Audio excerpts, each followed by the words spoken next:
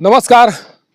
सासाराम के बेलाढ़ी में विस्तारित किए जा रहे अंतर्राज्यीय बस डिपो के दायरे में जो भी 22 परिवार आ रहे थे उन परिवारों को लेरुआ में विस्थापित कर दिया गया है और जिस जगह पर उन्हें विस्थापित किया गया है उसी जगह पर मैं खड़ा हूं।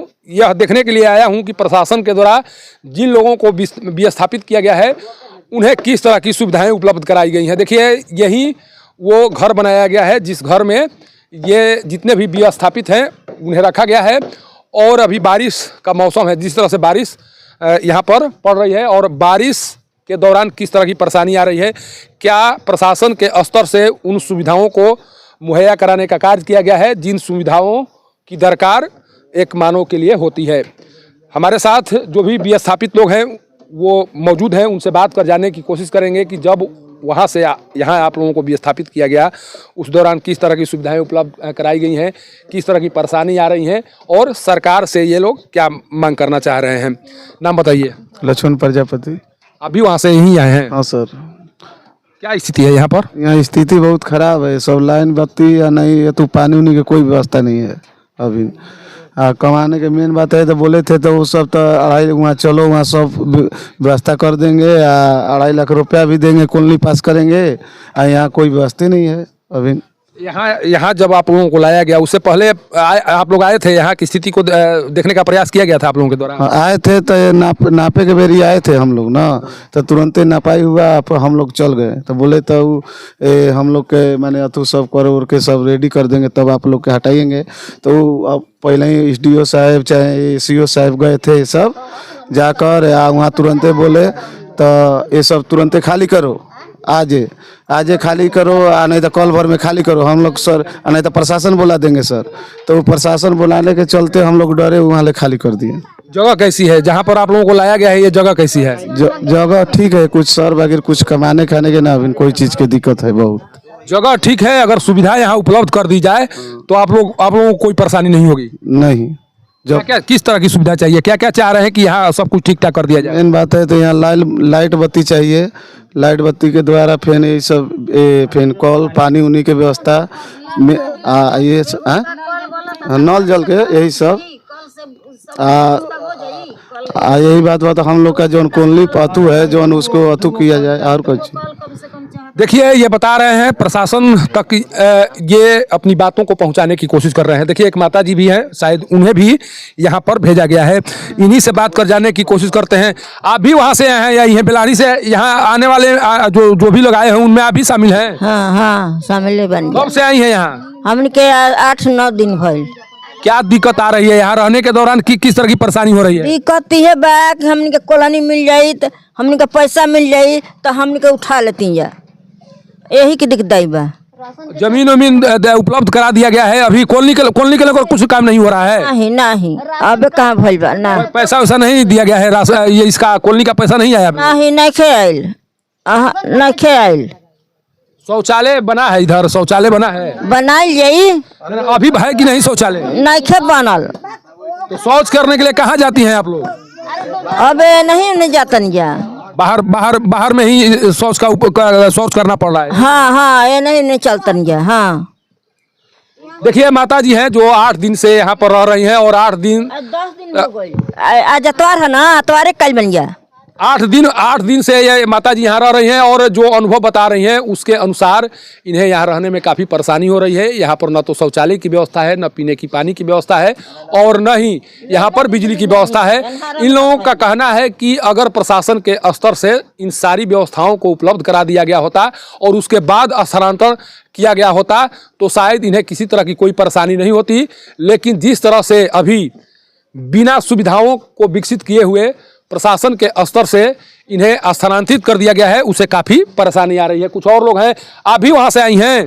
हाँ हम आए हैं सर। यहाँ पर कोई चीज का व्यवस्था नहीं है, जान जाइए। क्या व्यवस्था खोज रही हैं? यहाँ पर सब चीज के साधन रहेगा तब ना हम लोग कमाएंगे खाएंगे। हम लोग गरीब आदमी कहाँ जाएंगे सर कमाने के लिए? 2 बाल बच्चा है, उसको कैसे हम लोग पोसेंगे पालेंगे? वहाँ पर क्या करती थी आप लोग, किस तरह से जीविका चलाती थी? वहाँ पर अपना दुकान था, अपना दुकान से कमाते थे खाते थे। बच्चा था तो छोटा जाता था बस डिपो में बादाम बेच करके लाता था तो हमारा घर गृहस्थी चलता था। यहाँ पर क्या करे, यहाँ पर आकर के हम लोग बैठे हुए हैं। कैसे खाना पीना हो रहा है? क्या करे, किसी से आदमी मांगिएगा ना, आदमी खाएगा अपना जिएगा। कौन देगा रोज रोज खाने के लिए? हैं? क्या कहना चाहेंगी जो प्रशासन के वरीय अधिकारी हैं उनसे क्या कहना चाहेंगी आप? हम लोग को सब चीज का यहाँ साधन कर दे, बस हम लोग का यही जगह ठीक है, साधन मिल जाएगा तो कोई दिक्कत नहीं होगा आप लोगों को। अब और पैखाना सब चीज हम लोग को बनवा दीजिए, और लाइन बिजली सब चीज दिलवा दीजिए। बस हम लोग गरीब आदमी कहाँ से लाएंगे, बाल बच्चा कैसे खिलाएंगे पोसेंगे? देखिए, सरकार और प्रशासन को इनके जो दर्द है उन्हें समझना पड़ेगा। एक बुजुर्ग माताजी हैं। माताजी, आपको भी यहीं पर शिफ्ट किया गया है? हाँ, यहीं पर भइल बा। क्या परेशानी आ रही है अभी? अरे सब कुछ के तो परेशानी है बाबू, कौन चीज सुविधा बा यही जा। राशन कार्ड बना है आपको? हमारा राशन कार्ड बा। अनाज मिलता है? हाँ, मिलत रहे वही जा। हाँ। वही जा न मिलत कॉलोनी? ना, कॉलोनी सोलनी नहीं खे। कॉलोनी अभी तक नहीं मिला है? ना बेटा या किसी को नहीं मिला अभी तक? ना कोई के दिखे मिलल। जमीन मिल गया है, कॉलोनी बनाना है? हाँ, जमीन नहीं जे मिलल बा। नाती के दोनों नाती के नाम से मिलल बा। हमारा बेटा पतोह के हमरा नाम से नहीं। आप किनके साथ रहती हैं? बेटा पतोह के साथ।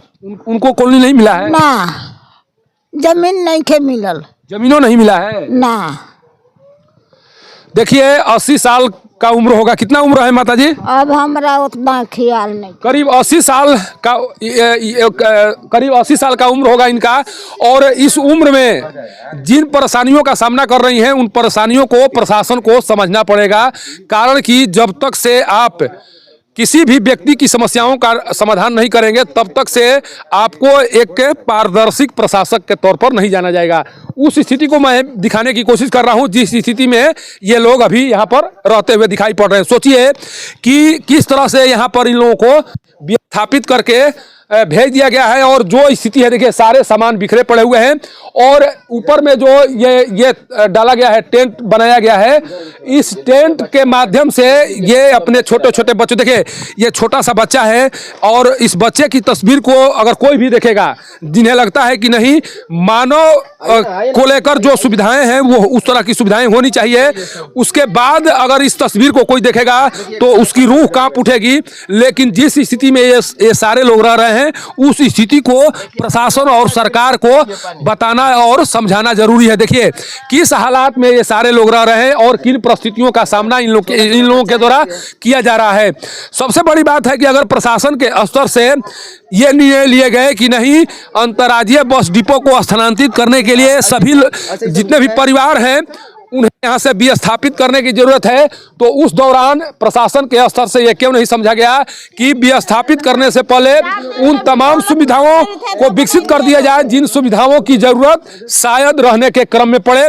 सोचिए कि ये एक तरह से ODF घोषित हो चुका जिला है और इस ODF घोषित हो चुके जिले में आज भी जितने ये परिवार विस्थापित होकर यहाँ पर आए हुए हैं उन्हें खुले में शौच करना पड़ रहा है।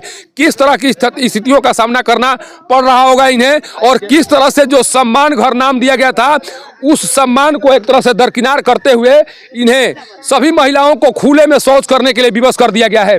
सोचिए कि किस तरह से महिलाएं शौच करने के दौरान अपने आप को शर्मिंदा महसूस कर रही होंगी, किस तरह से उन्हें परेशानियों का सामना करना पड़ रहा होगा। प्रशासन के द्वारा विस्थापित करने से पहले इतना भी नहीं समझा गया और इस तरह की व्यवस्था, जो सोचिए कि कम से कम यहाँ पर शौचालय, पानी और बिजली की व्यवस्था कर दी गई होती तो इन्हें कोई परेशानी नहीं होती। इन लोगों का कहना है कि जमीन ठीक है, यहाँ पर हम रह लेंगे, लेकिन जिन सुविधाओं की जरूरत है उन सुविधाओं को विकसित कर दिया जाना चाहिए। लेकिन अभी तक प्रशासन के द्वारा इन्हें विस्थापित करने के बाद यहाँ आकर जानने का प्रयास भी नहीं किया जा रहा है कि जिन लोगों को मेरे द्वारा यहाँ से विस्थापित किया गया है उनकी समस्या क्या है, वो किन समस्याओं से जूझ रही हैं, किन परेशानियों का सामना कर रही हैं।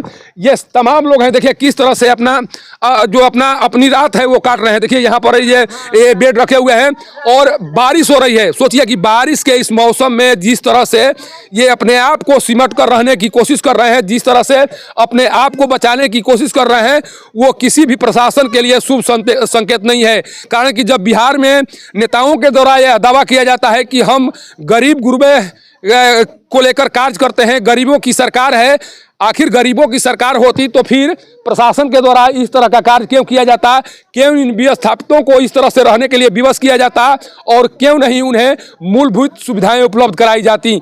सोचिए कि बिहार में अभी जिस तरह से एनडीए के द्वारा कार्य करने की बात कही जा रही है। और जो लोकसभा के चुनाव हैं उस चुनाव के दौरान अगर इस तरह के जो मुद्दे हैं वो दिखाए जाएंगे, जब बताए जाएंगे और समझाने की कोशिश की जाएगी कि प्रशासन के द्वारा किस तरह से काम किया जा रहा है, किस तरह से लोगों के साथ व्यवहार किया जा रहा है, तो ये मुद्दा जो है चुनाव के लिए भारी पड़ेगा। और इस मुद्दे को तत्काल प्रभाव से समझने की ज़रूरत है।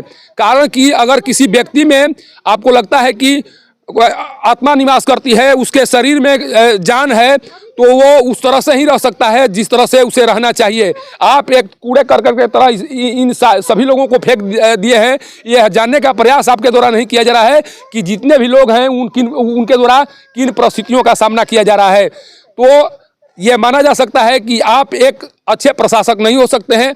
आपके द्वारा उस तरह के कार्य नहीं किए जा रहे हैं जिस कार्य के आधार पर ये कहा जा सके कि जो मानवता है उसे जिंदा रखने की कोशिश आपके द्वारा की गई है। और यहाँ पर आकर जो जिलाधिकारी नवीन कुमार हैं उन्हें जरूर देखना चाहिए कि उनके जो उनके प्रशासन के लोग हैं या जो भी अधीनस्थ कार्य करने वाले अधिकारी और कर्मचारी हैं उनके द्वारा किस तरह की व्यवस्था की गई है। मुझे पक्के तौर पर यह यकीन है कि नवीन कुमार के द्वारा कुछ इस तरह के कार्य किए जा रहे हैं जिस कार्य के बदौलत जो भी गरीब हैं, जो भी यहाँ के लोग हैं, वो अपने आप को न केवल सुरक्षित महसूस कर रहे हैं बल्कि उन्हें लग रहा है कि उनकी समस्याओं का समाधान इनके कार्यकाल में जरूर होगा। लेकिन डीएम से गुजारिश इन लोगों के द्वारा की जा रही है कि आप यहाँ पर आएँ, देखें कि हम लोग किन समस्याओं से जूझ रहे हैं, समस्याएं क्या हैं। छोटे छोटे देखिए, छोटे छोटे बच्चे हैं, अब बताइए इनका भविष्य क्या होगा, या यहाँ ये कहाँ पर पढ़ाई करेंगे। जो नामांकन से लेकर अन्य जो सुविधाएं हैं उन सुविधाओं की ज़रूरत पड़ेगी। और जब सुविधाएं उपलब्ध नहीं होंगी तब इन बच्चों के भविष्य को संवारा नहीं जा सकता है। और जब बच्चे का भविष्य खतरे में पड़ेगा तो तय मानिए कि पूरे भारत का भविष्य खतरे में पड़ जाएगा। उस समय आप यह कहते हुए सुनाई नहीं पड़ेंगे कि हमारा भारत विकसित नहीं हो रहा है, हमारा जो है बिहार विकसित नहीं हो रहा है और हम विकसित होने के कगार पर अभी चल नहीं पाए हैं। इसलिए सबसे बड़ी बात है कि कम से कम जिनके द्वारा जो भी जिन अधिकारियों के द्वारा यहाँ पर विस्थापित करके इन लोगों को भेजा गया है उन्हें आकर एक बार देखना चाहिए और ये जानने का प्रयास करना चाहिए कि जिस तरह से सुविधाएं उन लोगों के द्वारा दी गई है उन सुविधाओं से ये अपना काम चला सकते हैं कि नहीं, या फिर इन्हें किस तरह की परेशानी हो रही है। अगर इस तरह से कार्य करने की कोशिश नहीं की जाएगी तो ये तय मानिए कि आने वाले दिनों में ये जितने लोग हैं इनकी मुसीबतें बढ़ेंगी। और जब मुसीबतें बढ़ेंगी तो हो सकता है कि प्रशासन के लिए भी मुसीबतें बढ़ना शुरू हो जाएंगी। लेरुआ से पब्लिक न्यूज़ के लिए सत्येंद्र चौबे की रिपोर्ट।